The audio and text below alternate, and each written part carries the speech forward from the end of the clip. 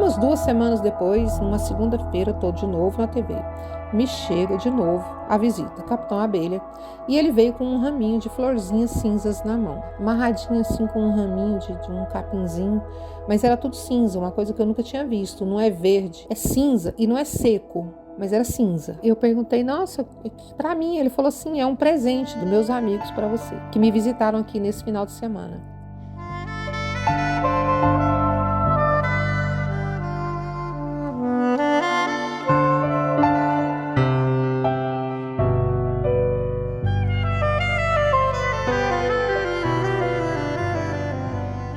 Olá, flutuante, seja bem-vindo de volta à nave. No programa de hoje nós vamos conhecer a voz de Adriana Borges, a jornalista que escreveu sua história incrível no Twitter e acabou se transformando rapidamente num fenômeno para os apaixonados pela ufologia. É bem provável que você já conheça essa história, talvez já se deparou com ela pela internet ou alguém já comentou os detalhes com você. Mas hoje, aqui, você vai ouvir de sua própria voz. Eu sou Zero, seu anfitrião, e essa é a fita número 95 dos Relatos Flutuantes. Explicáveis ou não, relatos ufológicos surgem aos montes, a cada dia, hora e minuto. Quantos deles você conhece? E quantos casos sequer são relatados? Ajeite seus fones de ouvido e esteja preparado para experimentar um deles agora. Eu sou a Adriana Borges, sou jornalista, moro em Palmas, capital do estado do Tocantins. Moro aqui desde que antes da cidade completar 1 ano de fundação. Palmas é uma cidade planejada, mais nova capital no país, né? Depois da divisão do estado de Goiás, que surgiu, foi criado o estado do Tocantins. Alguns meses depois da minha chegada, eu era repórter, trabalhava como repórter da TV Palmas, extinta Comunicatins, que era afiliada naquela época da TV Manchete, Rede Manchete. Eu era repórter ali e um dia, no horário do almoço, eu ali descansando, porque eu morava em outra cidade, Palmas ainda era muito pequena, estava no começo da sua construção, não existiam casas disponíveis para aluguel nem para venda. Então eu morava na cidade de Porto Nacional, que fica a 65 quilômetros distante de Palmas, vinha cedinho, trabalhava, voltava no final do dia. Então o horário do almoço ficava por ali, no trabalho mesmo.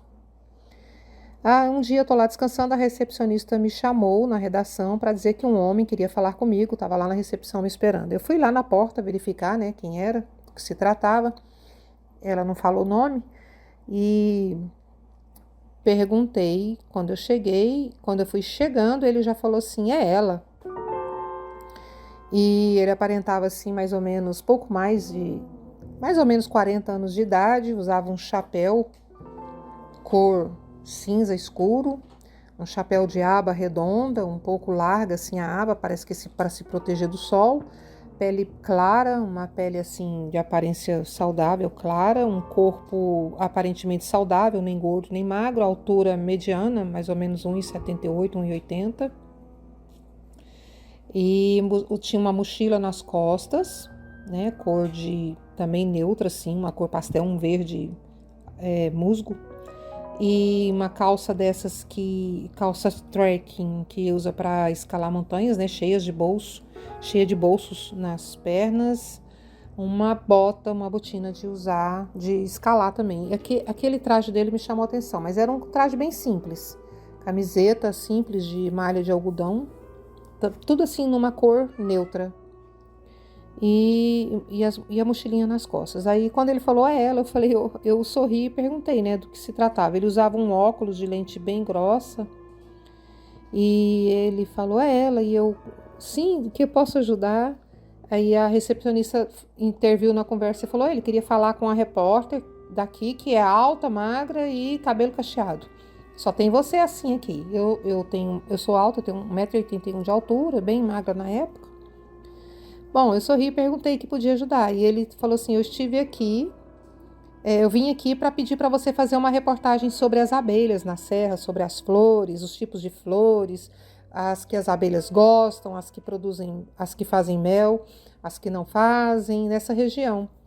Aí eu perguntei, qual é o nome do senhor? Ele, Capitão Abelha. Aí eu sorri um pouco e falei assim, não, tudo bem, mas e o seu nome? Ele falou, não, pode só me chamar de Capitão Abelha.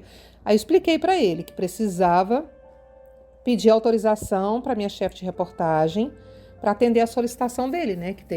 Ela teria que aprovar essa pauta, que a gente ia fazer uma matéria sobre a abelha e tal.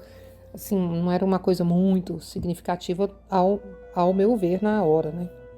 Ele falou, não, tudo bem, eu espero aqui.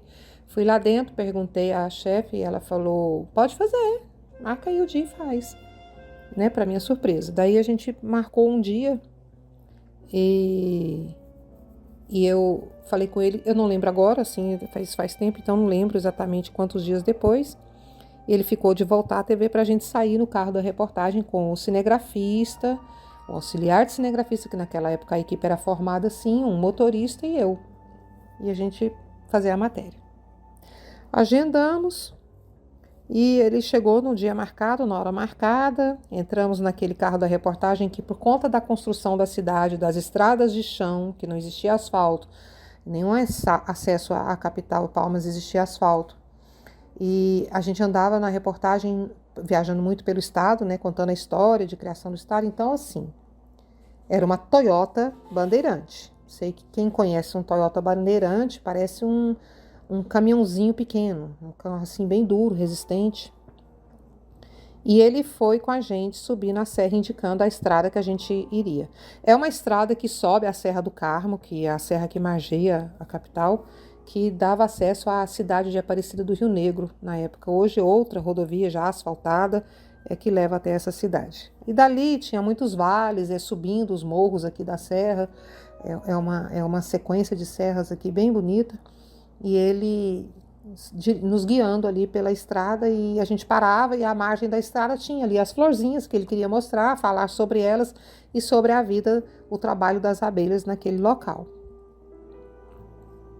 E na época, ele falou uma coisa assim que eu achei meio absurdo naquela época, né? Ele falou muito, com muita propriedade, como se tivesse vivido experiência numa colmeia.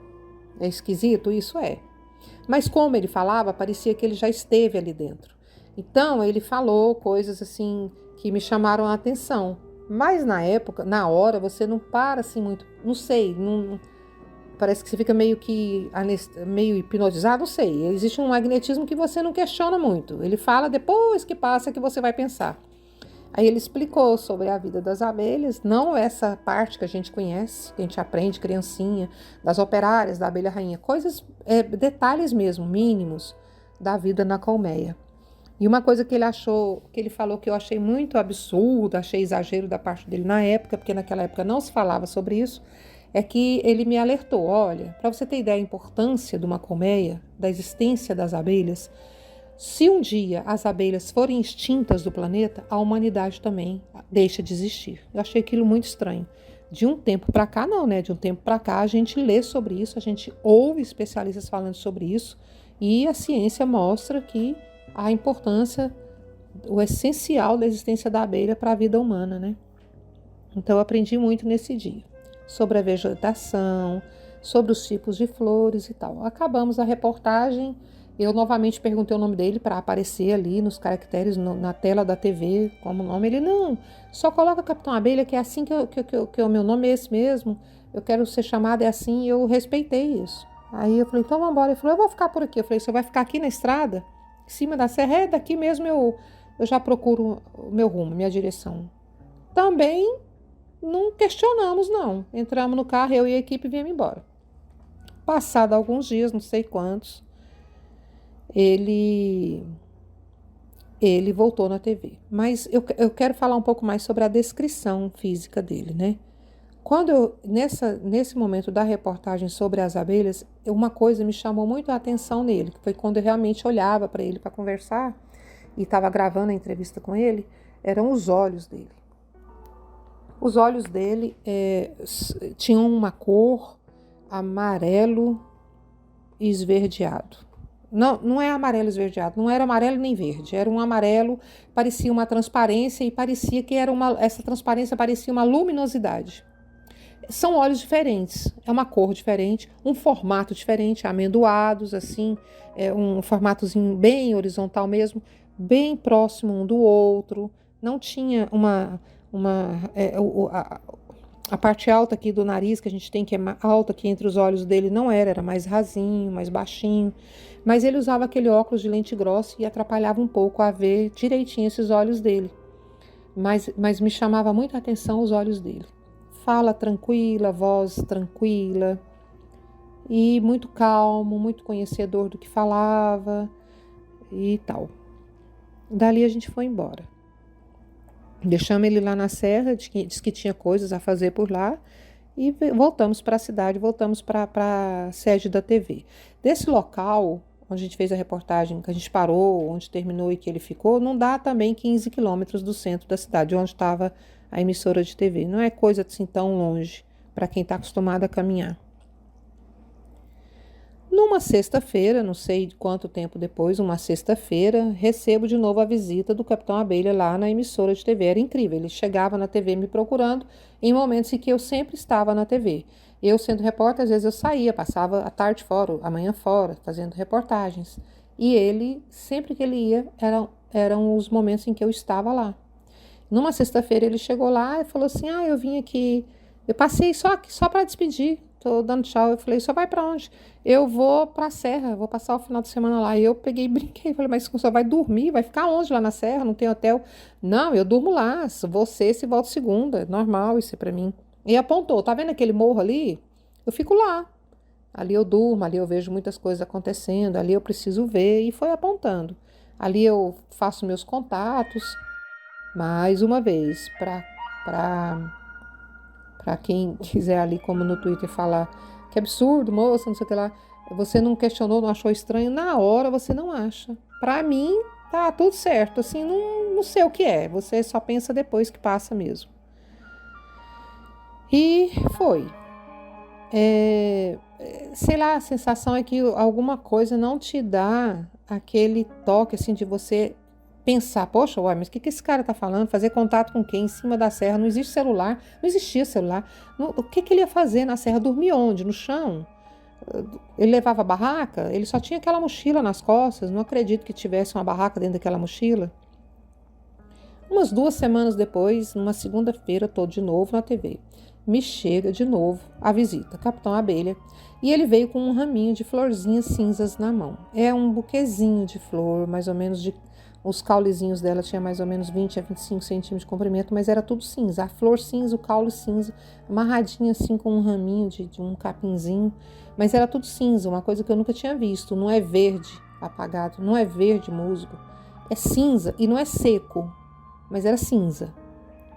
E eu perguntei, nossa, para mim, ele falou assim, é um presente dos amigos para você, dos meus amigos para você, que me visitaram aqui nesse final de semana. Isso era uma segunda. Então, assim, ele tinha acabado de chegar da serra. Era uma coisa, assim, diferente. E eu falei, nossa, muito obrigada. Ele falou assim, você só guarda num lugar seguro para você. Eu falei, tá bom, na sua casa? Eu falei, tá, levei para casa. Guardei na minha gaveta de roupas esse raminho de flores. Bem pequenininhas mesmo, as florzinhas, assim, era bem bonitinho. Aí, um outro dia, ele apareceu de novo lá com um livro na mão para eu ler. Era um livro sobre os povos intraterrenos, né? Sobre dragões, sobre sociedades que vivem, são sobre intraterrestres, né? Quem acompanha aqui o canal deve gostar de ufologia, deve gostar do desconhecido, do sobrenatural, aí sabe bem do que eu estou falando. Tenho as teorias dos povos intraterrestres, assim como tem os extraterrestres. Tinha um dragão nessa história. Eu li o livro com muito interesse, uma história muito envolvente. E não sei o nome do livro, não lembro, não sei o autor, não consigo lembrar. Bom, devolvi o livro para ele um dia, né? Uma outra hora lá, uma outra oportunidade, eu tô com o livro na bolsa e tal, era um livro pequeno. E ele teve na TV, eu fui devolver o livro. Aí ele falou, gostou da história? Eu falei, gostei demais, achei muito interessante. Aí ele falou mais ou menos uma coisa assim. É tudo muito interessante no mundo intraterreno. Lá é tudo interessante. E foi embora mais uma vez. Eu não sei o que eu falei, não. Não sei a sequência dessa conversa, mas eu lembro que ele me falou isso. E sei mais ou menos no mês de julho, essa outra conversa. Um tempão depois, lá pelo mês de agosto, ele voltou na TV e disse que tinha ido em casa e estava de volta. Aí eu realmente senti falta. Falei, olha, seu Capitão Abelha nunca mais apareceu aqui não, gente. Ninguém viu ele não. Apareceu mais não. Aí ele aparece um dia lá e a gente sempre conversava no pátio de fora ali da Comunicatins, da TV, que era um prédio feito de pré-moldado e tal. A gente sentava numa calçada que tinha no pátio, uma calçada feita de cimento, e a gente ficava conversando. E ele falou, aí eu perguntei para ele, qual é a sua cidade? Onde que você foi? Aí falou, é em Minas Gerais. Quando ele falou Minas Gerais, eu não perguntei a cidade. Aí eu falei assim, eu nasci lá em Uberlândia. Aí ele falou, eu sei que você é de Uberlândia. E eu sei também que você, quando tinha 9 anos de idade, viu uma luz muito forte no céu, pela janela da sua casa, e você ficou com muito medo. Aí quando ele falou isso, eu meio que dei um susto, senti um susto assim, lembrei, né, do que aconteceu, realmente isso aconteceu comigo aos 9 anos de idade.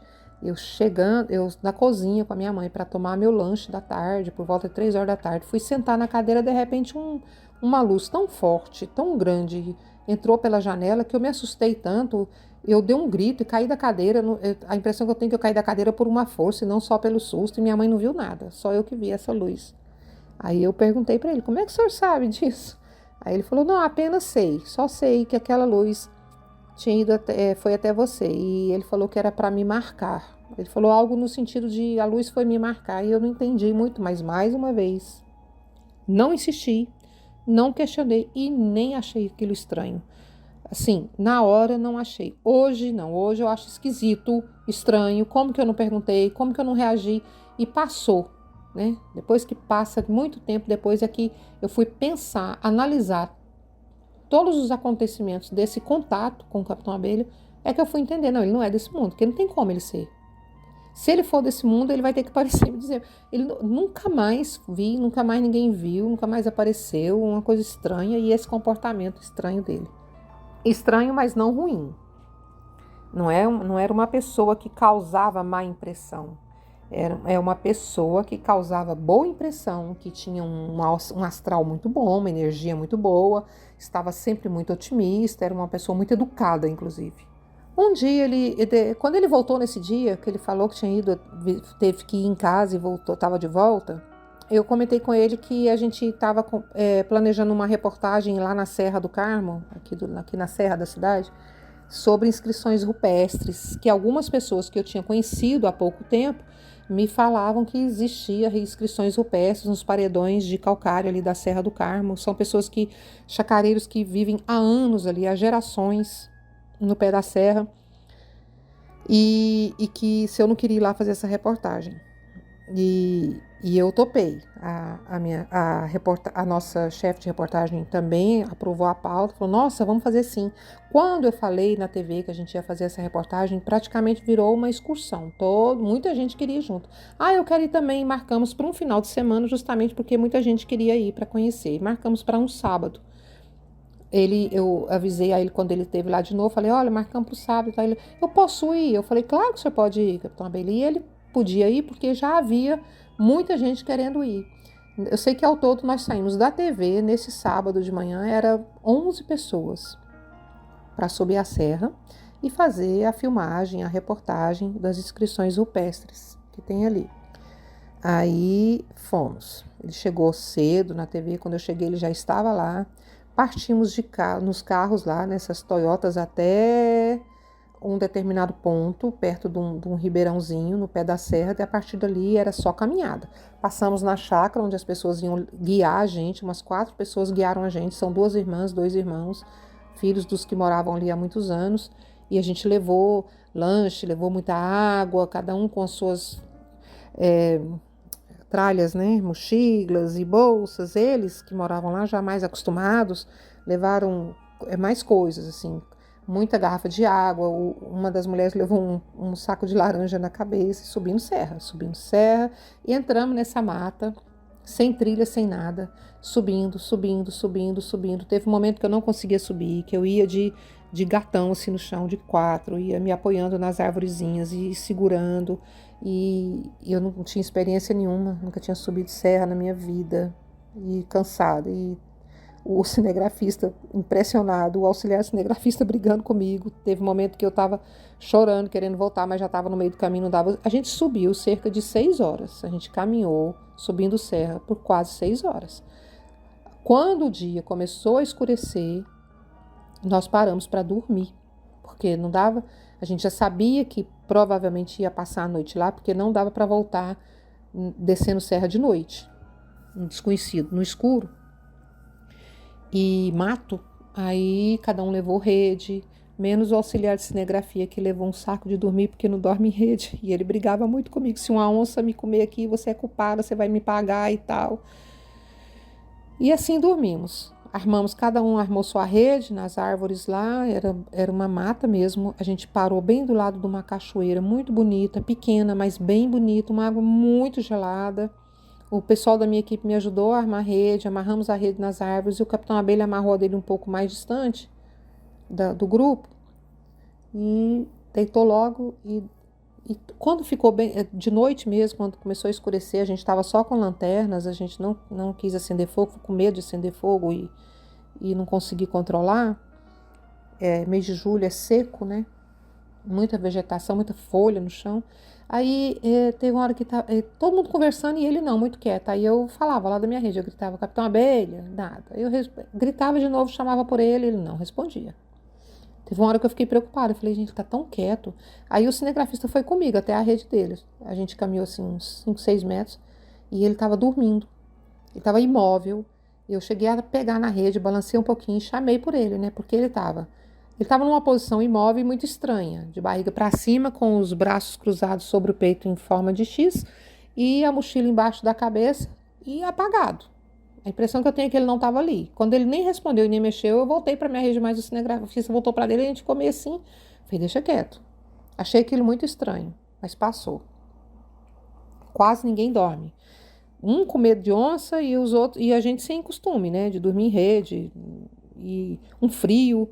Mas passou a noite. Acabou que por algum determinado tempo lá, 1 hora lá, todo mundo pegou no sono também, cansado, e precisava descansar para acabar de chegar no local que a gente precisava no dia assim que amanhecesse.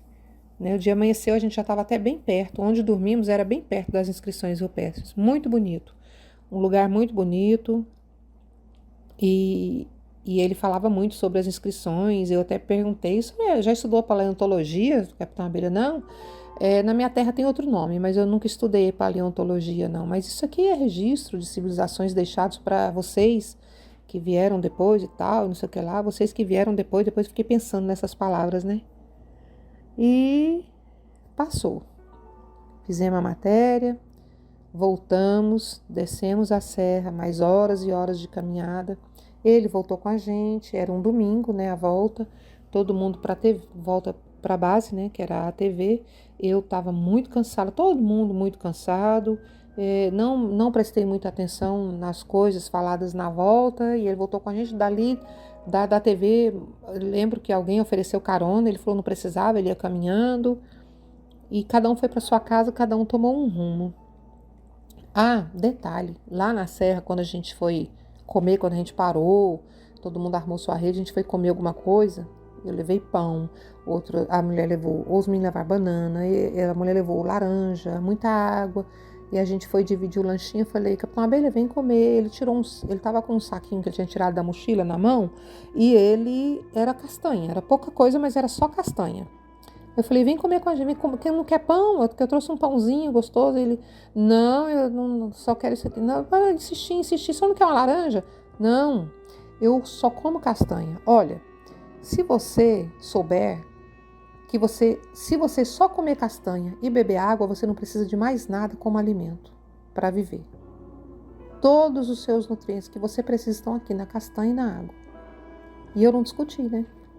Ele falava de um jeito assim muito seguro, com muita segurança ele falava as coisas dele. E fiquei quieta. Ele comeu castanha, pouquinha, bebeu um pouco de água e pronto, dormiu. Ele era bem convincente, bem convincente. Ele falou lá na Serra também que esse lugar é muito estratégico, né? Que Palmas é um lugar muito estratégico, onde está Palmas é um lugar muito estratégico, que a Serra é um lugar muito estratégico. Ele falou assim para mim: você já percebeu isso, né? Já entendeu que aqui é estratégico? Eu, sim, claro, eu sei. Mas é porque existe toda uma história da criação de Palmas, da escolha do lugar para a construção da capital. Então eu fui por esse caminho, lugar de onde vinha pessoas do país inteiro com esperança de vida nova, de melhoria de vida, aquela construção, máquina para todo lado, abrindo rua, prédios sendo erguidos, casas. Eu pensei, sim, é um lugar estratégico. Eu entendi que era disso que ele estava falando. Hoje eu sei que ele falava de coisas bem... estão além disso. Mas passou. Voltamos, aí cada um foi para o seu rumo. Passou uns dias, ele voltou na TV. E ele voltou dizendo que estava indo embora. Foi se despedir. Eu falei, nossa. Ele foi, provavelmente a gente não vai se ver mais. Eu falei, não, será que o senhor não volta aqui? Não, eu tenho muito levantamento ainda para fazer, eu tenho uns estudos para completar, para concluir, então provavelmente eu não volto aqui. Eu vim me despedir, agradecer, você sempre foi muito atenciosa, foi muito bom esse contato aqui com vocês todos, com você principalmente. E eu quero te pedir para não esquecer lá da Serra. Você, sempre que puder, você dá uma olhada ali para aquela direção, você vai ver as luzes, os visitantes que chegam, os contatos que são feitos aqui. Só você prestar atenção. De repente você até se interessa e vai para a Serra, passa lá uns dias, uma noite, 2 noites, para você ver de perto, para você manter contato. Sim, claro, eu quero sim, eu gosto muito disso. Porque eu sempre tive muito interesse, sempre achei muito normal a história de vida extraplanetária. Não acho nada disso estranho, desde criança. Não acho nada disso esquisito. Não tenho medo. Eu acho que é super normal. Eu acho que é muito... Para mim, o esquisito é achar que nesse universo imenso, que a gente só conhece um pedacinho dele, pela ciência a gente só conhece um pedacinho, achar que só eu, só você que está me ouvindo, só nós pensamos, vivemos, respiramos, nos alimentamos, temos emoções, nascemos, vivemos, morremos. Eu não acredito que só a gente está aqui, nesse mundo, nesse universo, que a gente nem sabe até onde vai. Eu faço parte de um planeta que está numa galáxia e existem outras galáxias, outros sistemas solares. E por que eu vou acreditar que só nós aqui temos vida? Não dá para eu... isso para mim é que é errado, isso para mim que é esquisito. Isso é que, no meu entendimento, na minha opinião, não é normal. Então, quando ele falou isso, eu respondi com naturalidade. Não foi assim com um susto, nossa, mas como? Me explica isso direito. Até porque a conversa com ele era uma coisa tão engraçada, tão enigmática, que não tinha, na hora, assim, eu não tinha questionamentos. Parecia que eu sabia das coisas e não sabia nada. E não sei nada ainda. Então, essa é a minha experiência, esse é o meu contato, que eu considero contato de 4º grau. Não me importo de falar sobre isso, não me importo de afirmar que eu tive um contato de 4º grau já na minha vida, porque, pelo contrário, isso me causa sentimento de gratidão, de honra. Eu enalteço isso porque eu acho isso muito maravilha, eu acho isso muito esplêndido, eu acho isso fantástico.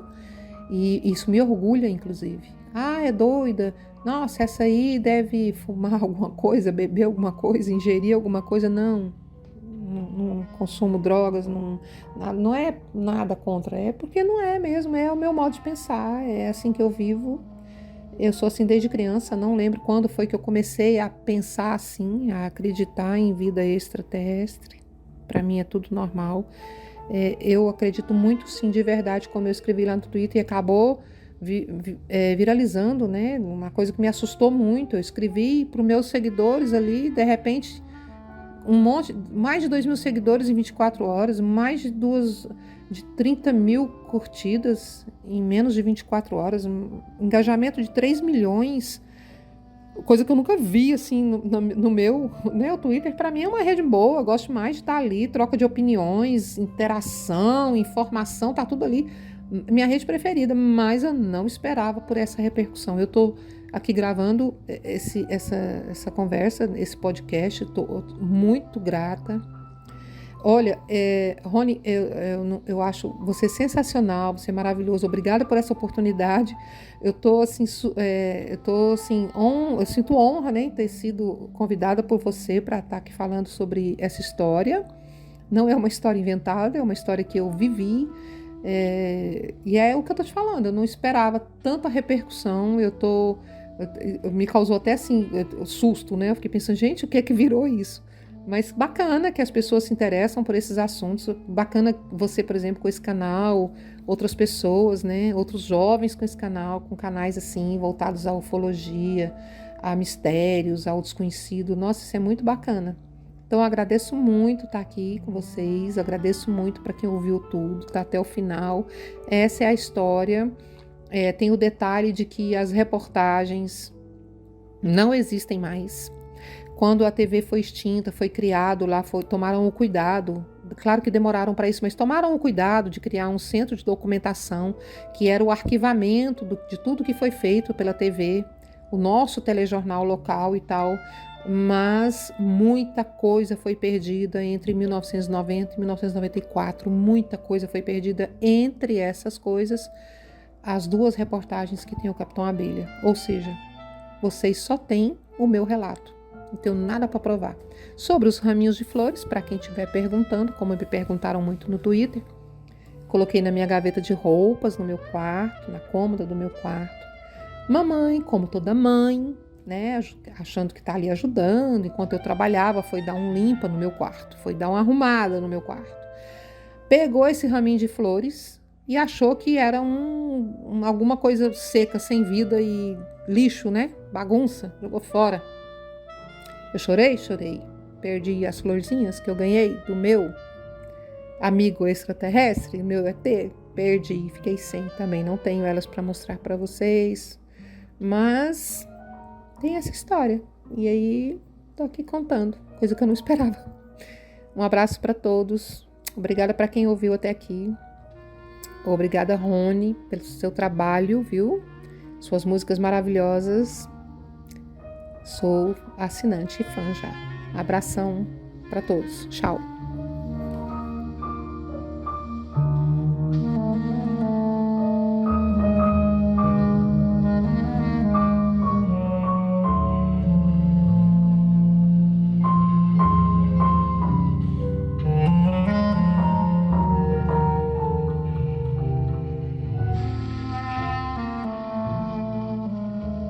Esse foi o relato da Adriana Borges. Adriana, muito obrigado, falo em nome dos ouvintes dos Relatos Flutuantes, principalmente por você ter sido tão gentil em ter respondido rápido e ter topado participar do nosso programa, mesmo depois de ver o seu perfil virar um festival de entusiastas da ufologia. Acredito que todo mundo vai ganhar um pouco mais ouvindo a sua voz. Tem muita emoção nesse relato e agora tem mais ainda aqui pelos Relatos Flutuantes. Agradeço também ao Júnior Dias lá no Twitter, que marcou a página dos Relatos Flutuantes no post da Adriana logo que ele foi postado, e daí em diante tudo ocorreu bem rápido, e tudo isso por causa da gentileza da Adriana e da agilidade com que ela gravou esse relato pra gente. E, claro, se você que está ouvindo também tem um relato, como o da Adriana, entre em contato com a gente. No Instagram nós somos @relatosflutuantes, no Twitter @rflutuantes. Agora, se você quer enviar direto o seu áudio apertando o botãozinho de gravar no WhatsApp, o nosso número é o 289-99834185. Antes de ir embora, eu te peço que, se você ainda não classificou ou não seguiu os Relatos Flutuantes aí no seu agregador, faz isso. Dessa forma, a gente leva a nave muito mais alto e mais relatos vão chegando gradativamente. Por enquanto eu fico por aqui, até semana que vem. Aperte bem o cinto e não se esqueça, nós somos uma nave.